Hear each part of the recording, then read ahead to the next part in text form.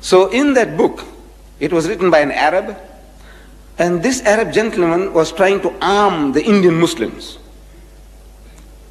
who were at that time at the receiving end of a Christian assault in India. You see, India was in the hands of the Muslims. They were ruling it. They ruled it almost 1,000 years. And the British came with the superior gun power, and they snatched power, dominion, rule out of our hands. And they felt, and they thought rightly, that if at any time anybody would give them trouble, it will be the Muslims, because they had tasted power, tasted dominion, tasted rule, and once you have tasted it, you aspire to get it once more back again. So he said, if we can convert these people, if we can make them to turn the other cheek, we can rule India for 1,000 years. So they started pouring in the missionaries, like frogs in the rainy season, into India. And they started mastering our language and wanting to debate with the Muslims. At first, the Muslims were reluctant. These are our rulers now. They have conquered us. And if we debate with them, they might put us in jail, Robben Island, something like that. So he says, man, leave it out. But now, since they started learning our language and challenging us in our mother tongue, the Muslims were forced to accept the challenge. And Maulana Abdul Aziz of Delhi, this is I'm reading in the book, which made everything interesting to me, which brought me here. That Maulana Abdul Aziz of Delhi, he was forced to accept the challenge. It was a certain reverend founder who was the head of that movement, missionary movement. And according to the appointed time and date, the debate started. The reverend started the debate with requesting the Maulana. Maulana means our Shaykh or Imam in our language, you see, in the language of the Indian Muslim. He said, Maulana Sahib, telling him in Urdu, sir, respected Maulana, get started. Start the ball rolling. So the Maulana said, you see, look, you are our elder brother. In other words, Christianity precedes Islam by 600 years. So you are 600 years senior to us. So as such, you have the first preference.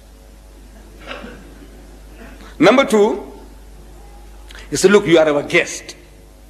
No doubt an unwelcome guest, but a guest at that. So as such, again, you have the first preference. So the Reverend was forced to start the debate. And he started with a question.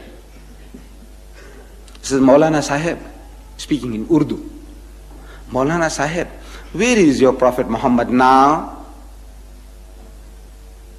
So the Maulana, after a pause, he replied that he is in Jannatul Firdaus, in heaven, blessed heaven with God Almighty.